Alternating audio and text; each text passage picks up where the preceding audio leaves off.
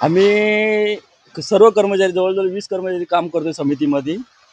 आम्हाला प्रशासक काळात 6वा वेतन 6.80चं वेतन मिळाला. नंतर जी चालू कमिटी आली त्यांनी 20% वाढवून दिला. पण आम्ही वारंवार तोंडी लेखी अर्ज करून वरिष्ठाकडं डायरेक्टरकडं पण आजपर्यंत आम्हाला न्याय काय मिळाला नाही.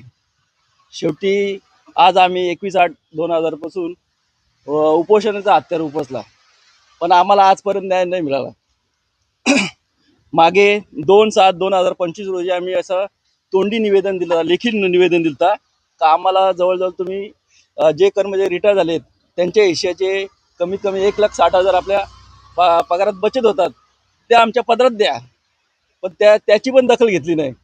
पण आज आमची अशी मागणी आहे, सर्व शासनाप्रमाणे 7वा वेतन लागू आहे, पण कमिटीने आम्हाला 6वा वेतन पूर्ण दिला पाहिजे ही आमची ठाम भूमिका आहे. आता तुम्ही हा जो काम बंद नाही, आम्हाला जर न्याय मिळाला तर आम्ही स्थगित करू, न्याय नाही मिळाला तर आमची चालू राहील. याचा आतापर्यंत आम्हाला माननीय सभापती साहेब व संचालक वारे साहेब, उपसभापती मदन कडव साहेब, दुसरे व्यापारी राजानी साहेब या लोकांनी आजच भेट दिली आणि काल पण आमच्याशी बोलणं झालं. पण आमच्याकडनं काही तोडगा निघाला नाही, त्यांच्याकडनं तोडगा निघाला. आम्ही त्यांना बोललो आम्हाला लेखी स्वरूपात द्या तुम्ही. मग आम्ही संप माग घेतो, पण ते लेखी द्यायला तयार नाही. मग आम्ही संपावर ठाम राहिलो. आज या ठिकाणी कृषी उत्पन्न बाजार समितीचे जे कर्मचारी आहे हे 7वा वेतन आयोगासाठी उपोषणाला बसलेले आहेत.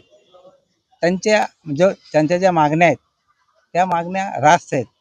त्यासाठी भूमिपुत्र पार्टीतर्फे जाहीर पाठिंबा देत आहे. माझे नाव चंद्रकांत रंबाजी मोटे, भूमिपुत्र पार्टीचा राष्ट्रीय अध्यक्ष, आणि ह्या कामगारांना जाहीर पाठिंबा देत आहे.